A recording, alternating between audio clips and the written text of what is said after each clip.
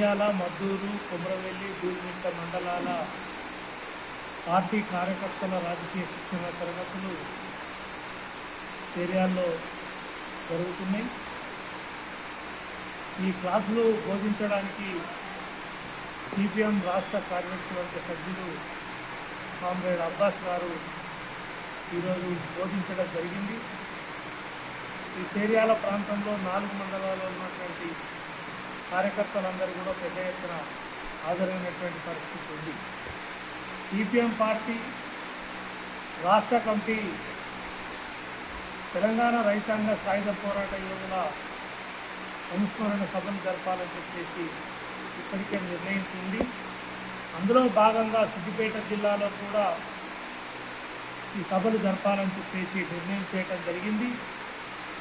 16వ తారీఖు నాడు, సెప్టెంబర్ 16వ తారీఖు నాడు వైరాంపల్లి బుర్జు వద్ద భారీ బహిరంగ సభ జరగబోతున్నది. ఈ బహిరంగ సభకు సిపిఎం పార్టీ తెలంగాణ రాష్ట్ర కార్యదర్శి కామ్రేడు జాన్వేసి గారు హాజరవుతున్నారు. అలానే పార్టీ రాష్ట్ర కార్యదర్శి వర్గ సభ్యులు చుక్క రాములు కూడా హాజరవుతున్నారు. అట్లనే ఈ 4 మండలాలకు సంబంధించినటువంటి పెద్ద ఎత్తున ప్రజలు పాల్గొనాలని చెప్పేసి సందర్భంగా విజ్ఞప్తి చేస్తున్నారు. అట్లనే సిద్దిపేట జిల్లాలో సాయుధ పోరాట యోధుల సంస్మరణ సభలు దుబ్బాకలో జరపాలని, హుస్నాబాద్లో జరపాలని, సిద్దిపేట గజ్వేల్లో జరపాలని ఇప్పటికే నిర్ణయం చేసినాం. అవి కూడా పెద్ద ఎత్తున జరగబోతున్నాయి. ఈ వీరయోధుల సంస్మరణ సభను జయప్రదం చేసేటువంటి బాధ్యతను సిద్దిపేట జిల్లా ప్రజలు తీసుకోవాలని చెప్పేసి, ఎర్రజెండా వారసత్వాన్ని, పోరాటాలను ముందుకు తీసుకుపోవాలని, ఈ జిల్లాలో ఉన్నటువంటి కష్టజీవుల హక్కుల కోసం నిరంతరం పోరాటం చేస్తున్నటువంటి సిపిఎం పార్టీకి అండగా నిలవాలని చెప్పేసి సిద్దిపేట జిల్లా ప్రజలకు విజ్ఞప్తి చేస్తున్నారు. 17 వరకు వీర తెలంగాణ రైతాంగ సాయుధ పోరాట వారోత్సవాలు తెలంగాణ వ్యాప్తంగా సిపిఎం పార్టీ ఘనంగా నిర్వహిస్తూ ఉంది. ఆ రోజు భూమి కావాలని, దున్నేవారికి భూమి పంచాలని, వెట్టి చాకరి నుండి విముక్తి కావాలని, అలాగే ప్రజలందరూ సమానత్వంగా బతికేటువంటి వ్యవస్థ కోసము, భూమి భుక్తి విముక్తి కోసం జరిగినటువంటి తెలంగాణ సాయుధ రైతాంగ పోరాటాన్ని స్మరించుకుంటూ రాష్ట్ర వ్యాప్తంగా ఉత్సవాలు నిర్వహిస్తూ ఉన్నాం. ఈ చరిత్రని మకిలి పట్టించడం కోసము, మతం రంగు కులమడం కోసము బీజేపీ, ఆర్ఎస్ఎస్ ప్రయత్నం చేస్తూ ఉంది. దీన్ని సిపిఎం పార్టీ తీవ్రంగా వ్యతిరేకిస్తూ ఉంది. ఇందుకోసమంటే ఆ రోజు జరిగినటువంటి పోరాటం మతాల కొట్లాట కాదు, భూస్వాముల దగ్గర ఉన్నటువంటి భూములు పేద ప్రజలకి పంచాలని చెప్పి ఆ రోజు పోరాటం జరిగింది. అలాగే వెట్టి చాకిరి కులాల పేరుతోటి వృత్తులు చేసుకున్నటువంటి వాళ్ళు బలవంతంగా వెట్టి చాకిరి చేయాల్సినటువంటి పరిస్థితి ఉండే. ఆ వెట్టి చాకిరిని నిర్మూలించడం కోసం జరిగినటువంటి పోరాటం అది. కాబట్టి అలాంటి పోరాటానికి మతాల రంగు పేరుతోటి, లేకుంటే మతాల పేరుతోటి, మతాల మధ్య జరిగినటువంటి కొట్లాటగా దీన్ని చిత్రించడానికి ప్రయత్నం చేస్తూ ఉన్నారు.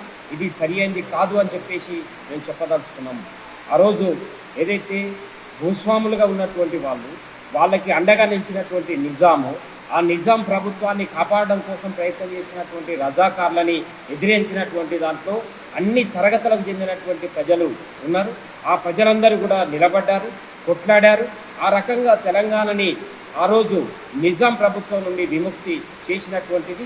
ఆ రకమైనటువంటి పోరాటం జరిగింది తప్ప ఇది హిందూ ముస్లింలకు కాదు అనేటువంటి విషయాన్ని చెప్పదలుచుకున్నాం. దీంతో పాటు ఈ రోజు ఉన్నటువంటి పరిస్థితులలో తెలంగాణ సాయుధ రైతాంగ పోరాటం ముందుకు తెచ్చినటువంటి భూపంపకం అనేటువంటిది ఏదైతే ఉందో అది నేటికి ఇంకా భూపంపకం పూర్తిగా నెరవేరలేదు. ఇప్పటికీ దాదాపుగా 1,70,000 ఎకరాల భూమి పంపకం కాకుండా మిగిలి ఉంది. అది ఏదైతే రకరకాల పేర్లతో ఆ భూములు ఉన్నాయి. ఇప్పుడు ఇంకా రివర్స్గా పెట్టుబడిదారి భూస్వాములు పుట్టుకొస్తూ ఉన్నారు. మళ్ళీ భూములు సంఘటితమవుతూ కేంద్రీకృతమవుతూ ఆ రకంగా పేదల దగ్గర ఉన్నటువంటి భూములు వెనక్కిపోతున్నటువంటి పరిస్థితి ఉంది. అందుకనే దున్నేవాడికి భూమి అనేటువంటి భూపంపకం అనేటువంటి నినాదం ఇప్పటికీ రిలవెంట్గా ఉంది. అలాగే అనేక మంది పేదలు పట్టణ ప్రాంతాల్లో ఇల్లు లేక కిరాయి ఇళ్లలో ఉంటున్నటువంటి పరిస్థితి ఉంది. ఆ దృష్ట్యా చూసినప్పటికీ కూడా ఇప్పటికీ భూపాపకమైనటువంటిది కీలకంగా ఉంది. అందుకని తెలంగాణ సాయుధ రైతాంగ పోరాటం ముందుకు తెచ్చినటువంటి భూ పోరాటం ఏదైతుందో అది చాలా కీలకమైంది. దాన్ని ముందుకు తీసుకుపోవాలని చెప్పేసి మేము భావిస్తూ ఉన్నాం. దాంతోపాటు వెట్టి చాకిరి కొత్త రూపంలో వస్తూ ఉంది. ఇప్పుడు మోడీ కొత్త చట్టాలు తీసుకొచ్చి ఆ రకంగా కార్మిక చట్టాలని వెట్టి చాకిరి కంటే ఇంకా హీనమైనటువంటి స్థితిలోకి కార్మికులను నెట్టడం కోసం ప్రయత్నం చేస్తూ ఉన్నారు.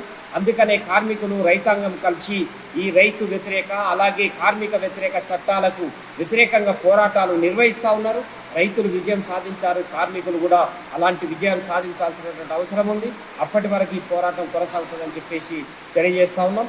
అలాగే సమానత్వం, స్త్రీ పురుష సమానత్వం కానీ అలాగే సామాజిక సమానత్వం, అది కులాల ప్రాతిపదికన ప్రజలని ఎక్కువ తక్కువ అని చూసేటువంటి విధానం కూడా పోవాలని చెప్పేసి సిపిఎం పార్టీ కోరుకుంటా ఉంది. దానికోసం కూడా పోరాటం ముందుకు పోతుంది.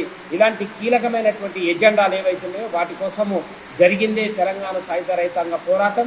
దాని వారసులుగా ఆ పోరాటాన్ని ముందుకు తీసుకుపోవడం కోసం మేము ప్రయత్నం చేస్తామని చెప్పేసి మేము చెప్పదలుచుకున్నాము. చేర్యాల ప్రాంత సిపిఎం పార్టీ రాజకీయ శిక్షణ తరగతులు జరుగుతూ ఉన్నాయి. ఈ సందర్భంగా జరుగుతున్నటువంటి ప్రెస్లు ఇటు విలేకరులందరికీ కూడా నమస్కారం. అట్లాగే ఈరోజు రాష్ట్ర వ్యాప్తంగా యూరియా కొరత అనేటువంటి తీవ్రంగా ఉంది. సిద్దిపేట జిల్లాలో కూడా 26 మండలాలలో ఈ కొరత అనేటువంటిది ఉంది. ప్రతిరోజు రాత్రనక పగలనక ఎరువుల దుకాణాల ముందు రైతులు బార్లు తీరి నిలబడతా ఉన్నారు. అట్లాగే కొద్దిస్తమానం నిలబడ్డా కూడా ఒక బస్తా కూడా యూరియా బస్తా దొరకనటువంటి పరిస్థితి ఉన్నది. ప్రజాపాలనని చెప్పుకుంటున్నటువంటి కాంగ్రెస్ ప్రభుత్వం కానీ రైతులకు నేను సేవ చేస్తున్నా అని చెప్తున్నటువంటి కేంద్ర ప్రభుత్వం కానీ రైతాంగానికి యూరియాను అందించడంలో పూర్తిగా విఫలమైనటువంటి పరిస్థితి ఉన్నది. అట్లాగే ఈరోజు లక్షల మెట్రిక్ టన్నులు వచ్చి అని చెప్పేసి ప్రకటనలు ఇవ్వడం తప్ప ఇక్కడ ఉన్నటువంటి జిల్లా కలెక్టర్ కానీ వ్యవసాయ అధికారులు కానీ తక్షణమే యూరియాను అందించేటువంటి పరిస్థితి జిల్లాలో లేదు. దీనికి ప్రధాన కారణం అధికారుల నిర్లక్ష్యం, వైఫల్యం కూడా ఉన్నట్టుగా స్పష్టంగా కనపడుతూ ఉంది. అట్లాగే ఈరోజు ఏదైతే రైతాంగం మొత్తం కూడా బజార్లకు వచ్చి అనేక ఆందోళన చేస్తున్నా ప్రభుత్వంలో చలనం లేదు. వెంటనే యూరియాని రైతాంగానికి అందించాలి. లేని పక్షంలో సిపిఎం పార్టీ ఆధ్వర్యంలో జిల్లా వ్యాప్తంగా రైతాంగాన్ని సమీకరించి పెద్ద ఎత్తున పోరాటాలకు శ్రీకారం చుడతామని చెప్పేసి ఈ సందర్భంగా తెలియజేస్తా ఉన్నాం. అట్లాగే స్థానికంగా ఈరోజు ఎన్నికలు నిర్వహించకపోవడం మూలంగా స్థానిక సమస్యలు పేరుకపోయినాయి. ఈ స్థానిక సమస్యలు పేరుకపోవడంతో పాటు కనీస మౌలిక సౌకర్యాలు కూడా ప్రజలకు అందలేనటువంటి పరిస్థితి ఉన్నది. ఈ అభివృద్ధి అనేటువంటిది పడకేసినటువంటి పరిస్థితి ఉంది. వెంటనే స్థానిక ఎన్నికలు నిర్వహించి గ్రామాల అభివృద్ధికి తోడ్పడాలని చెప్పేసి ఈ సందర్భంగా మన సిపిఎం పార్టీగా డిమాండ్ చేస్తా ఉన్నాం. ఈ సమస్యలన్నీ పరిష్కారం కోసం రానున్న రోజుల్లో బలమైనటువంటి ప్రజా ఉద్యమాలు నిర్మిస్తామని ఈ సందర్భంగా తెలియజేస్తాం.